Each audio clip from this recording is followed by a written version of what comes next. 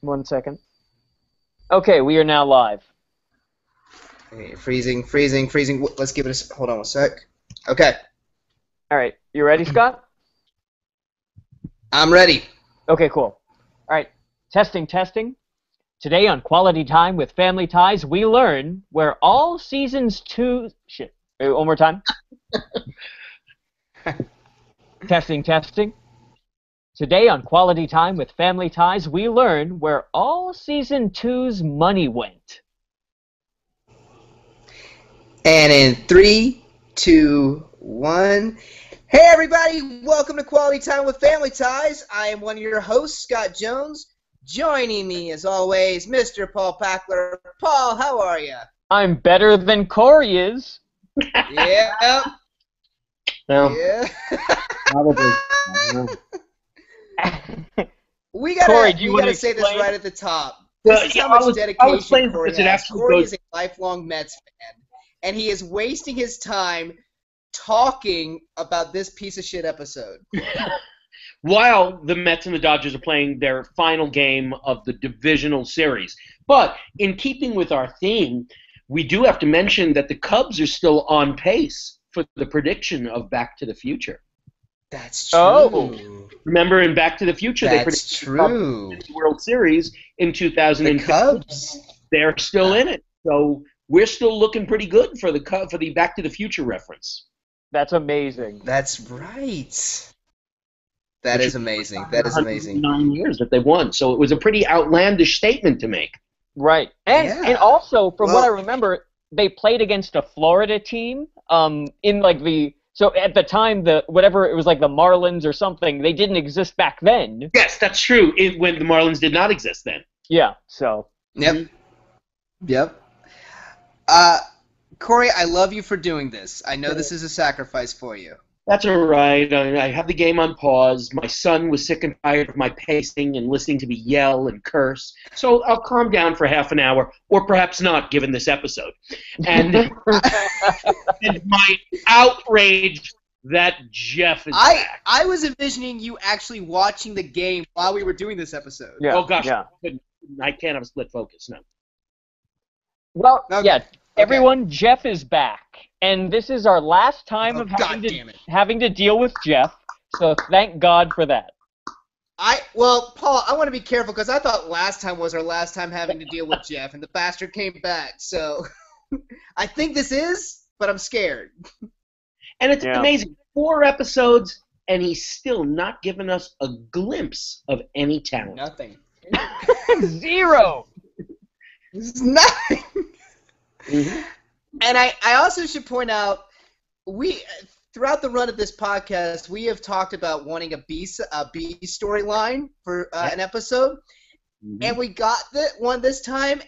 And I will never ask for a B storyline ever again. Nope. It was Don't care. Oh, It was awful. it was And, rough. well, when we start this episode, clearly there was some contractual thing giving Meredith Baxter Burney and Michael Gross a relative week off. Because, Yeah. yes, you had it last week, she has it tonight. It's Yep. so weird, and once again, Yep. it makes zero sense.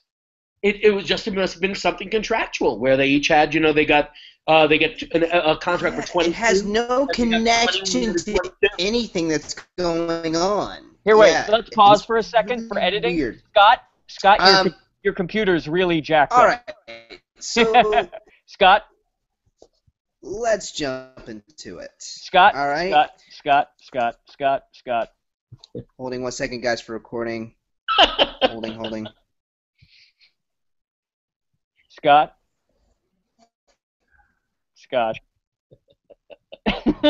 Corey, are you hearing me in real time? Yes. Okay, all right. Just like a So we- laugh. It's I'm amazing. coming in. Can you hear me? Okay, sorry, guys. I lost you. I'm jumping back in right now. Okay, You wait hear me? 1 second. Wait, Scott, I want you to respond in real time. I'm going to count to 3. 1, 2, 3. Okay, good. All right, I just now- You were on a delay. Okay. there was a God damn delay happening, and you and Corey kept talking over each other. Mhm. it. Oh, shit. Okay, so Okay, just I hate start using my phone. back a couple seconds. Keep both, But yeah, you were just delayed for a little bit. Okay. So let's jump into it, guys. If you're playing along at home, we are on Season 2, Episode 12, the title, Go Tigers. And it starts off in the living room. Elise's cousin Barbara needs a babysitter for their kid, Kenneth, and we find out from Steven that Kenneth is a nightmare. Steven is automatically so pissed at the beginning of this episode. Very un-Steven. Yeah, And of course, I thought so too. Elise does the only thing Elise can do, which is basically the fuck me Steven Elise version of her. To get Steven to do what she wants, she becomes like a little sex kitten in Steven's lap and kissing him. So there's the promise of sex. We don't get it because she's going away. But there's a sexy Elise at the beginning of this scene who's working Steven. Mm-hmm. And it works. He's like, all right, but the thing that's weird, and we'll get into this further along in this B storyline, but they don't really establish up front whether Kenneth is bad, whether he's not bad, whether Steven is crazy, or whether Elise is delusional. And that's one of those. Any one of those four. Because given Kenneth's behavior when we finally meet Kenneth, I'm starting to think that Elise is delusional because clearly he's the child from hell when we finally meet him. Right. But see, I would argue they didn't make him hellish enough. I mean, he seems to be like, yeah, he's kind of annoying, but for the level that Michael Gross plays it at, like, this kid is going to fuck up his day. But remember, he's just more mildly annoying than anything. They added the extra burden, the extra raise the stakes of it's on Saturday. Steven wants to watch the big Ohio State-Michigan game. So they do raise the stakes so that any irritation is too much irritation. Yeah. So in, wonder how the game's in this going situation, right now. Corey. Stop it,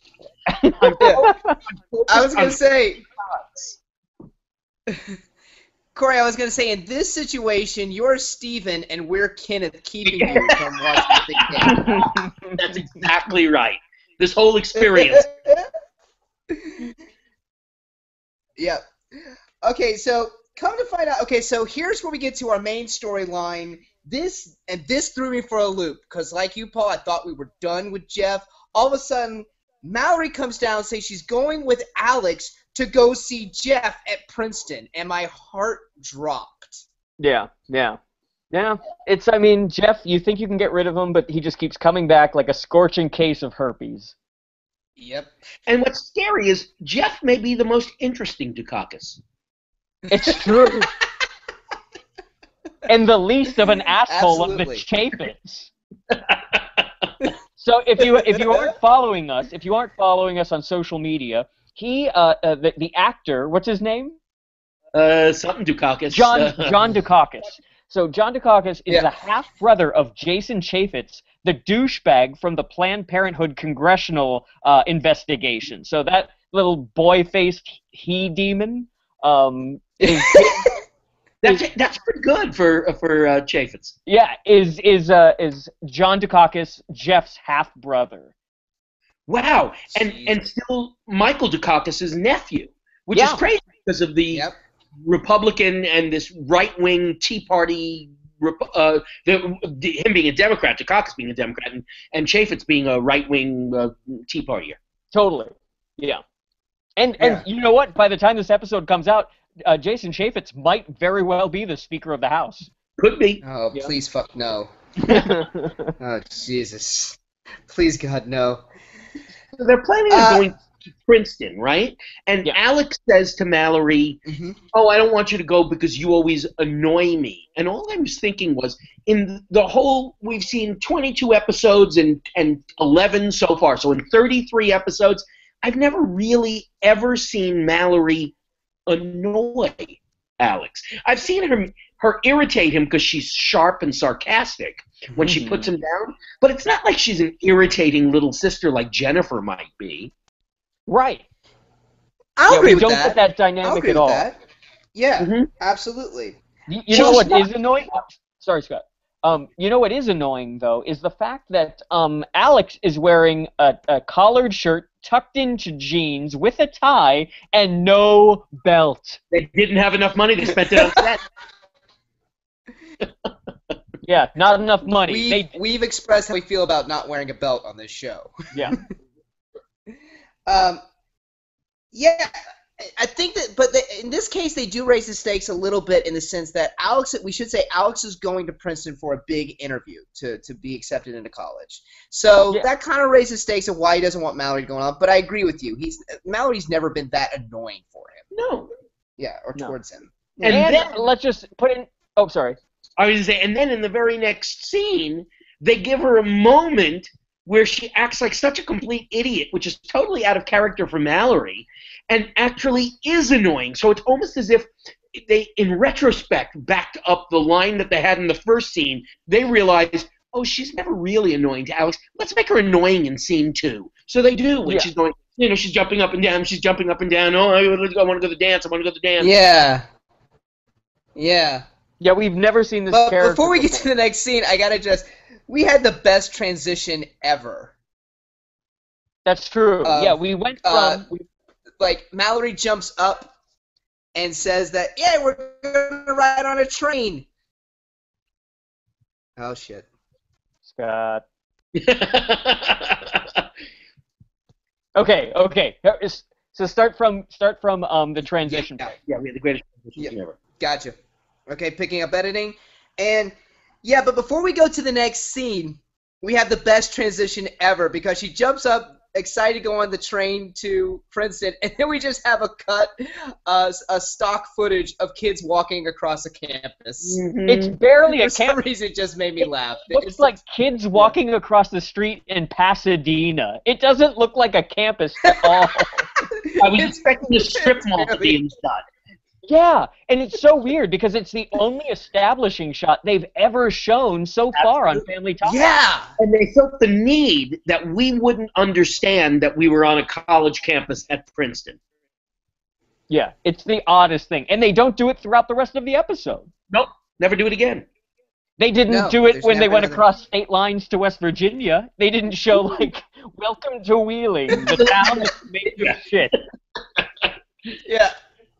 They didn't show an exterior of the Camelot Inn. No, it's the weirdest thing. But so we end up in Jeff's dorm room, which is the cleanest dorm room I've ever seen. Ever. With the beds tucked in like they're in the army, like they have army cots there. Yeah. Hospital corners, everything. And it looked kind of big for a dorm room. I wish I had a dorm room that size when I was in college. That's surprising. I mean, I always figured, because I went to school in like a city type thing where it was like an old hotel that was converted, where the rooms were very small. But like I would always think that if you went to a school that wasn't in a city, that it would be big dorm rooms. Not necessarily, no. No, mine was sort of small. Yeah. All right. Yeah. So Mallory's excited to see Jeff. She talks about a dance that they're going to go to. Yeah, they don't do any service to themselves by saying that Mallory is doing this as a surprise. We don't find this out in this scene when it would be the natural course of events for her to say to Alex, this is going to be so great, I'm going to surprise him. But they don't bring that up. It's one little piece of dialogue they just had to have even in the opening scene. I want to go to Princeton with you to surprise Jeff. Yeah. Done. Alex wants her to leave, get out of there, because he wants to get ready for this big interview. So she walks off and leaves Alex alone, yeah? Mm-hmm. I don't remember. This scene it seemed pointless to me, so I don't remember 100% of what happened. We cut right back to the living room. Yeah, exactly. It ends pretty abruptly after that, after we give out all that information, and then immediately we cut back to the living room where we get to meet Kenneth, this fabled Kenneth. Who I wrote down, really the casting, they just wrote down, bring us Beelzebub.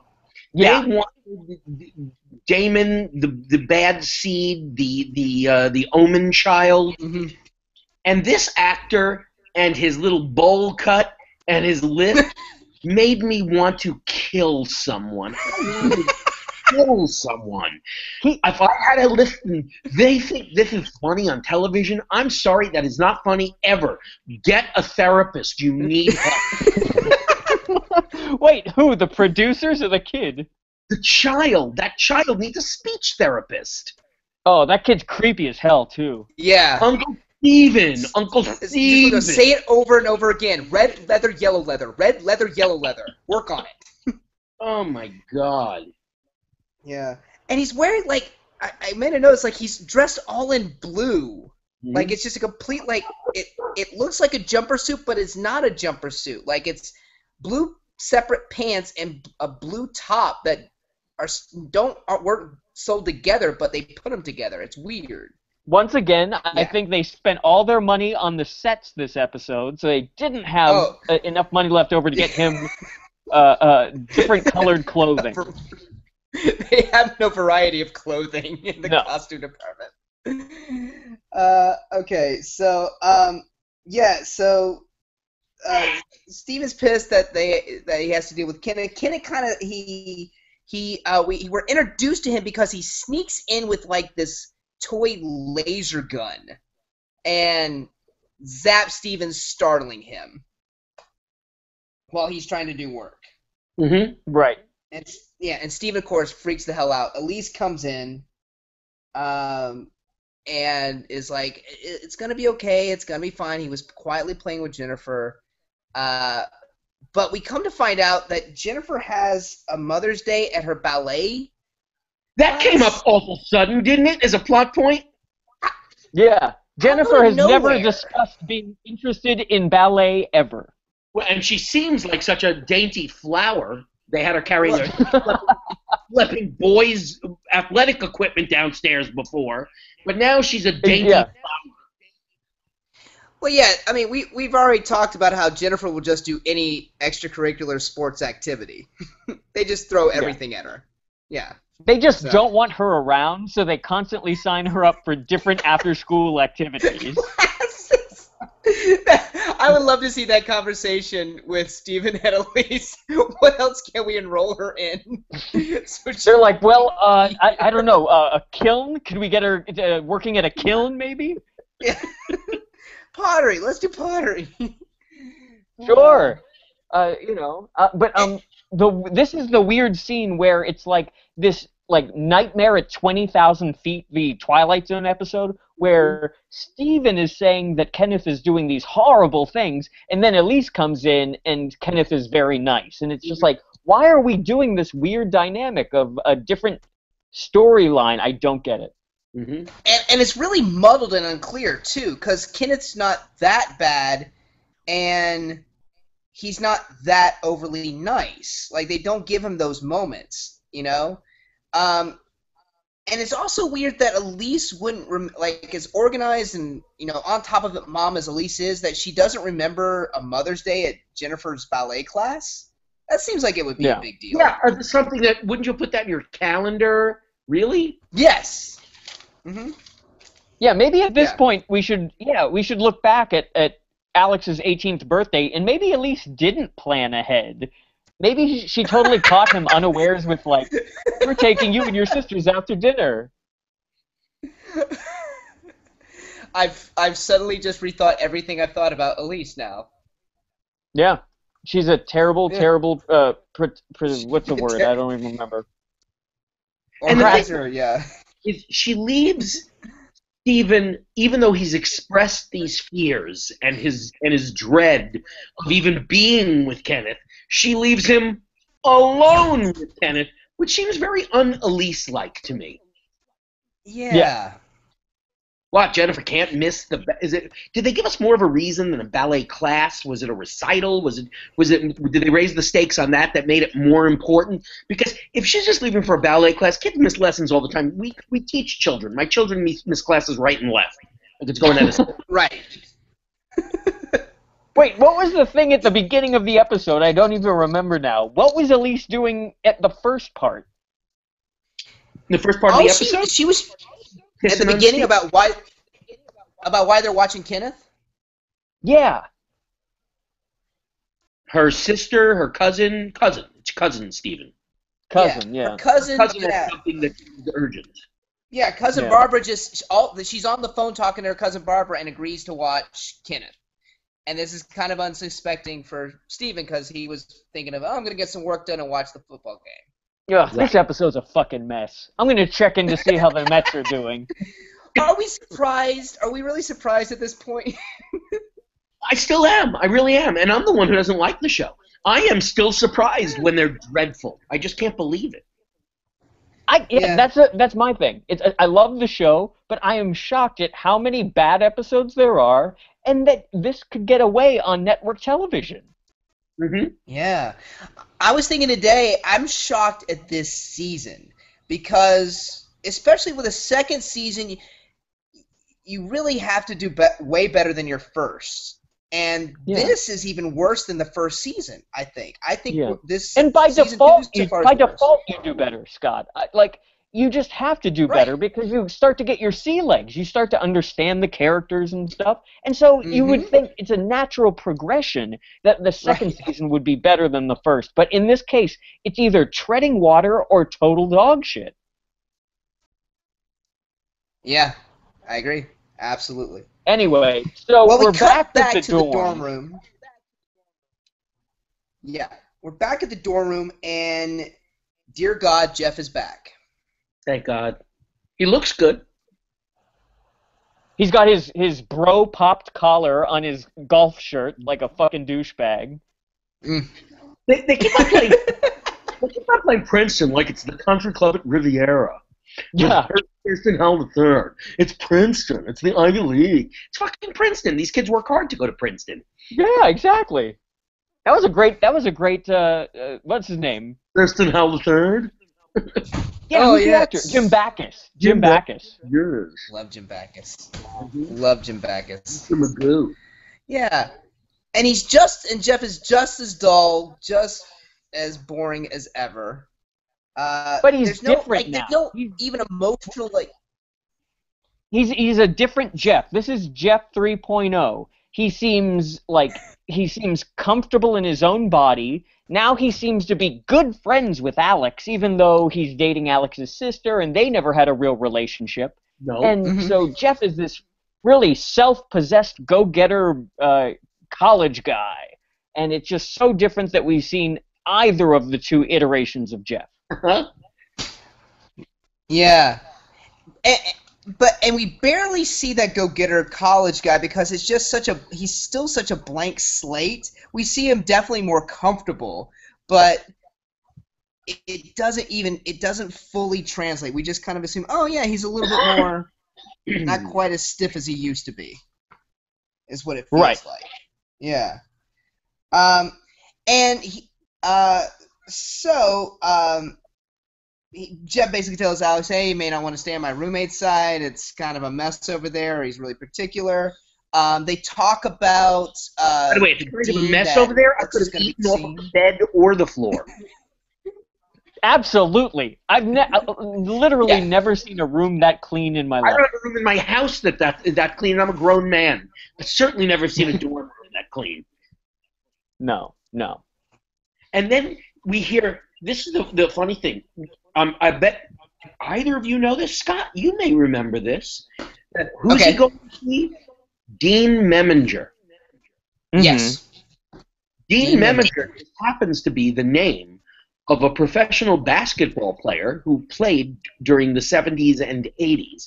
He started with the Knicks, then played with the Hawks, which is why I said you might remember him. I think you might be too young yet. Then finished his career with the Knicks.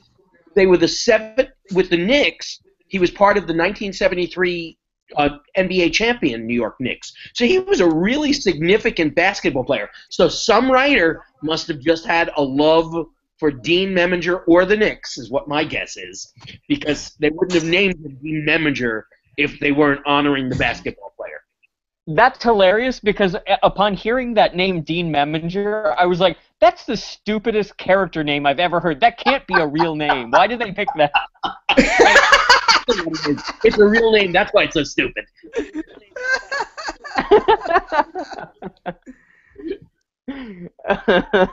Oh my God. That's awesome. That's awesome. But here comes our twist, though, guys. Because Alex leaves. I know. Yeah, this blew our minds.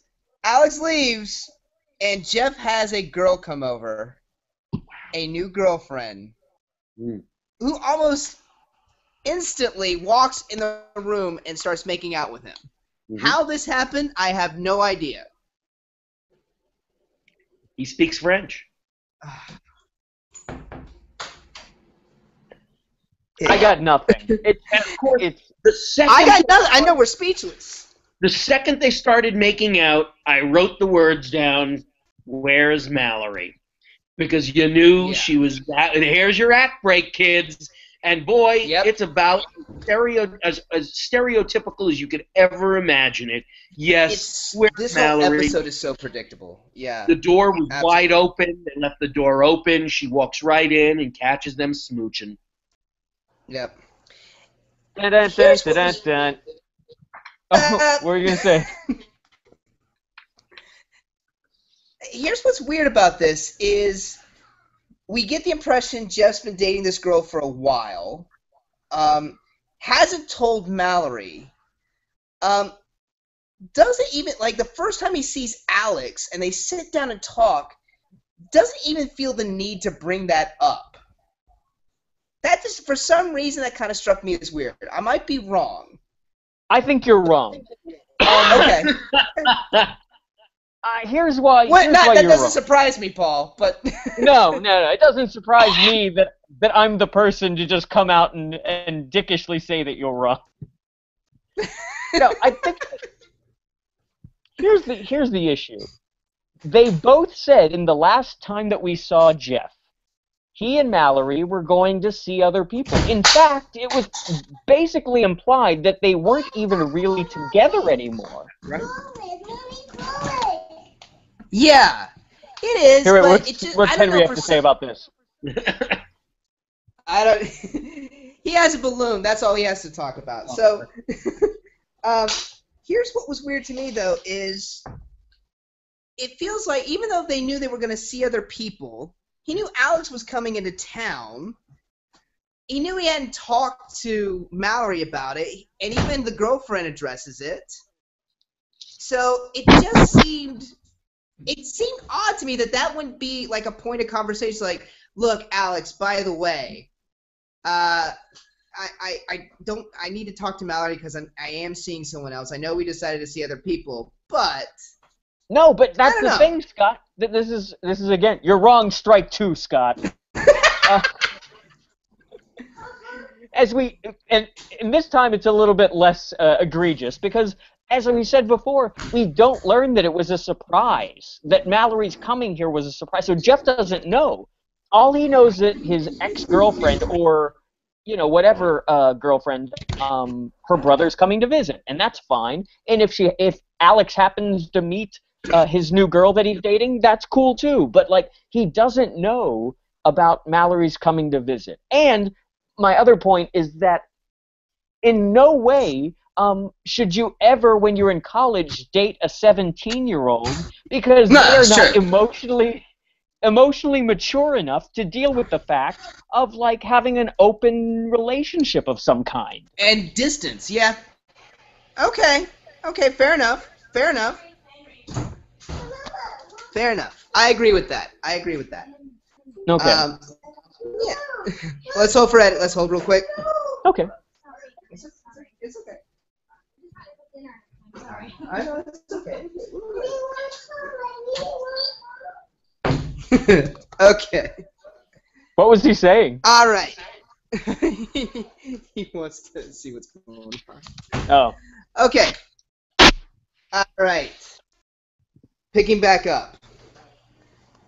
Okay. So ultimately, it's just a matter of they should have made their boundaries more complete in the last episode when they said, look, we're going to see other people, and because of that, we shouldn't even try to have a relationship. I'll agree with you there. It did sound like they were trying to have a relationship while seeing other people instead of just, hey, let's see other people and see what happens to us. Yeah. Okay. Okay. All right. So, yes, Mallory comes in, catches them making out, and naturally is hurt beyond words. So hurt that we're going to have to go to commercial right now. Yep. We'll be right back. Corey, are you still with us? Yes, I am. Okay, cool. Your picture wasn't moving. He's watching the game. No, I'm not. All right. All right. All right, here we go. 3, 2, 1, and we are back. So let's learn a little bit about Alex P. Keaton.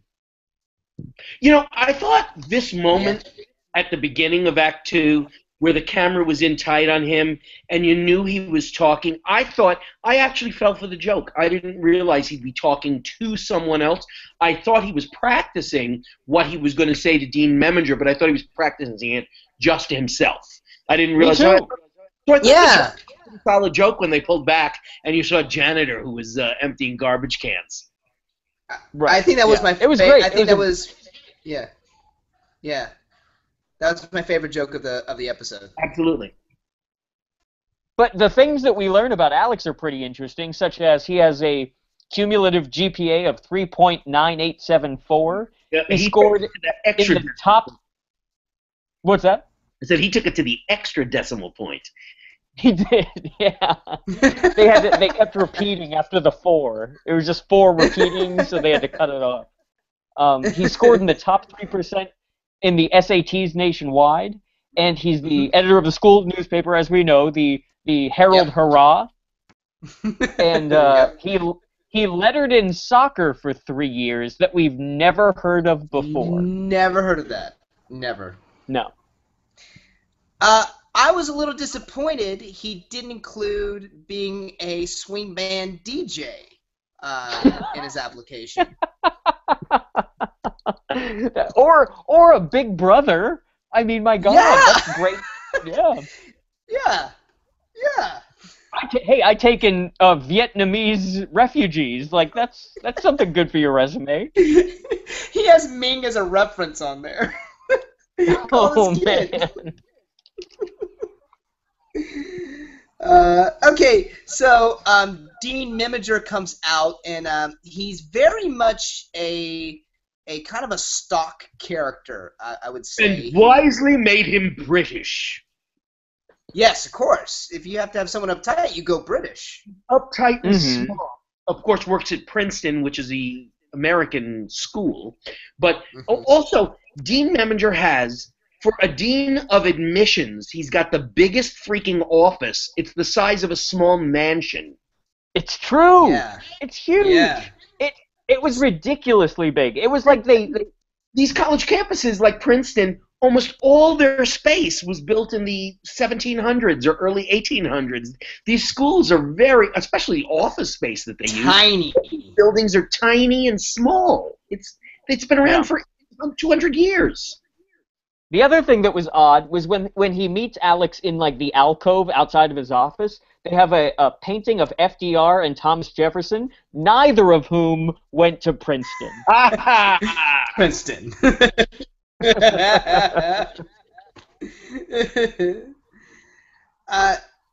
So Dean Meminger says that he's going to be right with Alex, go wait in his office, and of course at this point we can kind of see where this is going to go. Yeah, that's what I wrote the line down. What trouble could Alex possibly get into in his office? Gee, don't know. And that's when Mallory hysterically bursts through the door. Brokenhearted. Some of the worst crying I've ever seen has come from an actor. Uh-huh. Yeah. There was something I liked about Justine Bateman, though. I kind of enjoyed. I mean, the crying was horrible, but I don't know. I kind of liked her in this. Was it the bouncing she was doing? Is that what? I'll agree with you. I have a very good Justine note, but not in this scene. This scene, she irritated the shit out of me. Yeah. At the end, I liked her a lot. And, we always give props to Justine Bateman because she's just fine for the most part, almost everything she does. And she's a good foil for Alex. And the bond play between her and Alex never angers me on this show for some reason. I always think, it's just fine. Yep, I do too. Absolutely. I do too. Mm-hmm. So Alex is having to deal with Mallory, brokenhearted, hysterical, and what could possibly make this situation worse? How can we raise the stakes, guys? I don't know. What could happen? Do they light Jeff. the office on fire? Yeah, no, Jeff's just going to come in now, too. Oh. Nah.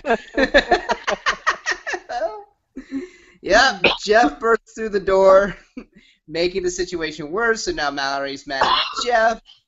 My favorite. My favorite part. Here, wait 1 second. My favorite part, though, is that Jeff runs in a different outfit. So yeah, he made a costume change. I feel like he saw Mallory. Mallory runs out. He then has sex with his new girlfriend, Sandy, changes, and then goes after Mallory. I also thought there was a Bill Clinton dress-like accident, and that's why he needed to change his clothes. Yeah. I thought that there was some seminal fluid spilt somewhere, and that's why he just had a big spot on the front of his pants. And it could have just been from kissing that girl. Yeah. If I remember my college days, it sort of worked like that.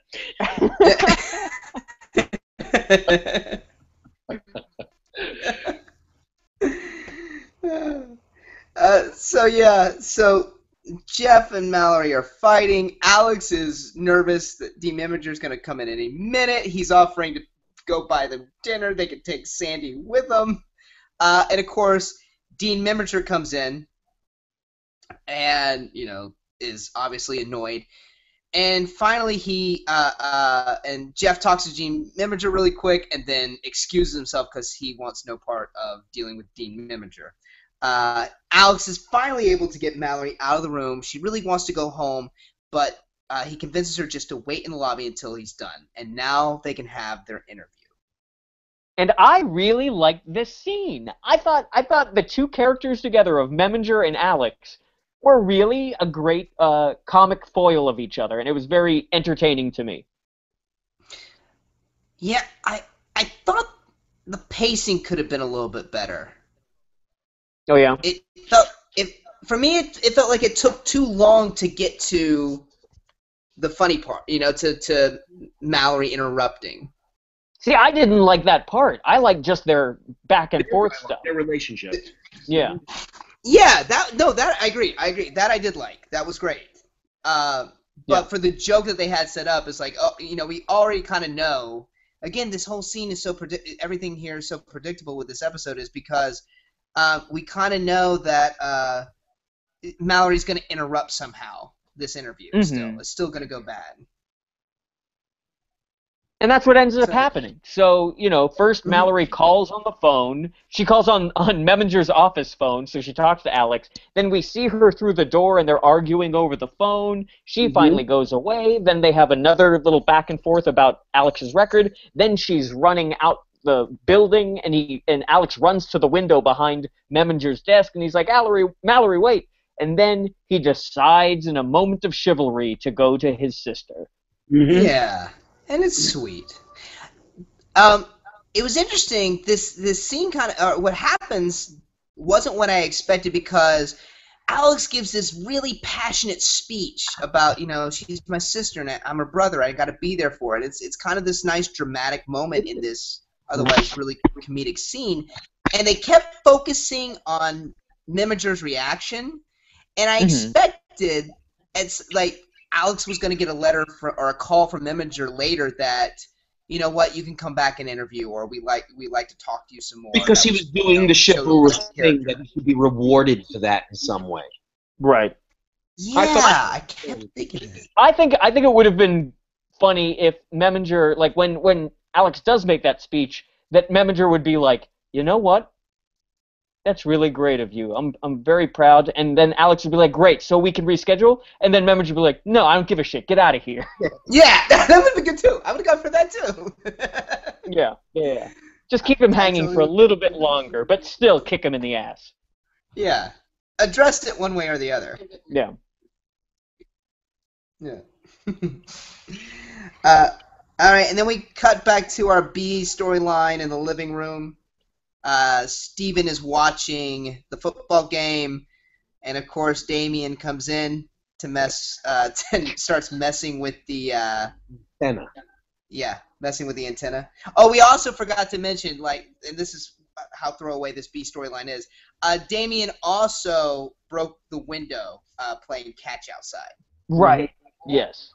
Now here's the crazy thing for you kids listening out there: televisions, which are like computers that you can't type into. Television. You used to have these little antennae sticking out of the tops of a television, and you would have to move them around, or you wouldn't be able to hear or see well. It was the worst. Almost as bad as... And if you were lucky, like you had that old school television where maybe if you adjust it just right, you get 3 channels if you're lucky. Yeah. What were you gonna say, Corey? I said, it's almost as good as Time Warner cable. Yeah, exactly.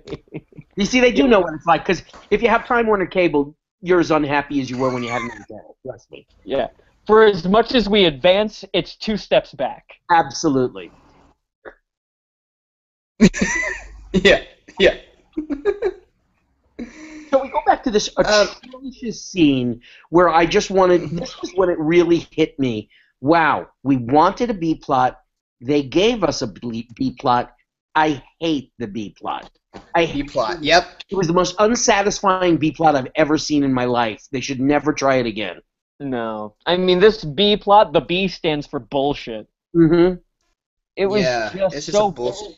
Boring. There was no other than, so the kid is trying to help with the antenna, and then he ends up ripping them out as the final play of the game happens. But there's no like comeuppance, there's no denouement of that storyline. It's just Steven doesn't get to see the end of the game, and then we abandon that plot. Absolutely. That's how they left us. Steven does exactly what Steven heard happened. There's no consequences for it, and that's it. They just leave us with a pissed off Steven.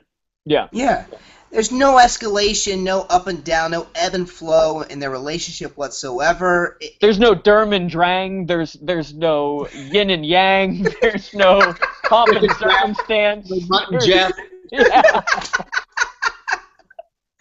There's no Abbott and Costello. There's no peanut butter and jelly. There's no right or wrong. No glove. No love. That's what it is. Yeah. Yeah. It was just so pointless. And yeah. And then we cut to our final scene, and again, this season all about the sets. We're on a train.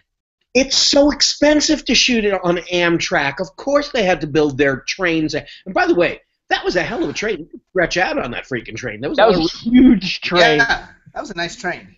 They had a sleeper berth, obviously. And you know what was crazy is that you saw Joe Biden walk by. Then he was riding the Amtrak train. Yep. From Delaware to Washington. Yep. Yeah, we're like, that shit's true. Mm-hmm. Goddamn. But this is actually it was a very nice scene. It went on a little long. Yeah. But I love these 2 characters when they're not doing a bunch of shticky bullshit. When Alex and Mallory just have a scene, it doesn't even have to be like emotional. They're just great together. In fact, I think it's better when it's not emotional. They sort of held back on any real over-the-top emotion and instead substituted sort of nice little brother and sisterly banter between them. I thought the scene played really nicely, and this is where I thought she did her best work during his monologue.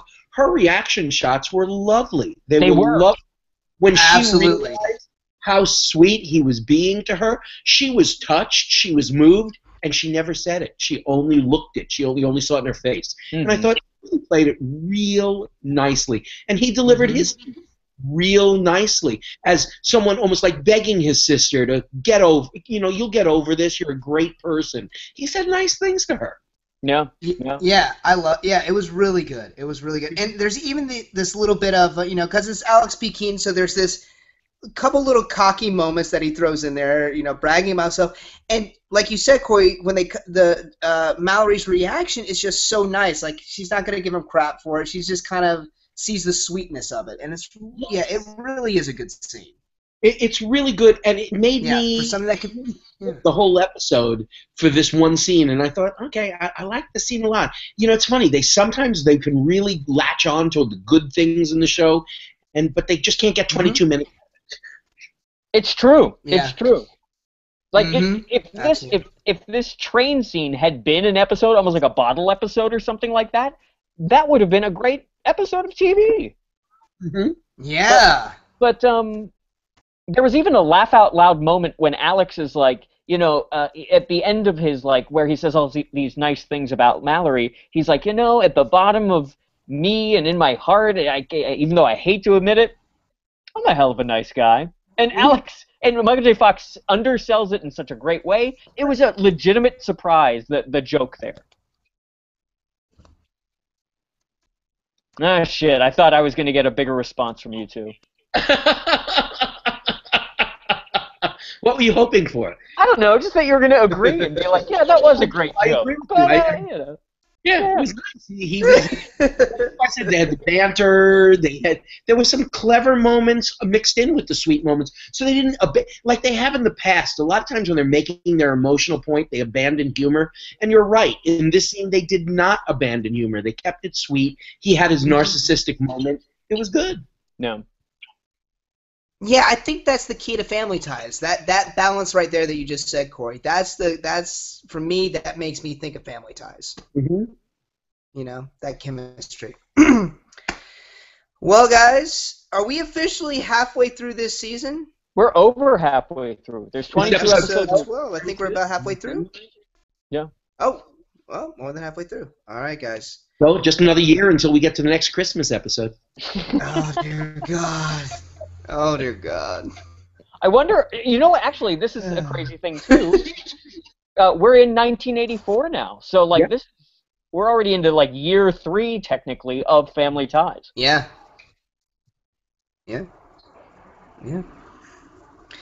Well, guys, that's another one for us.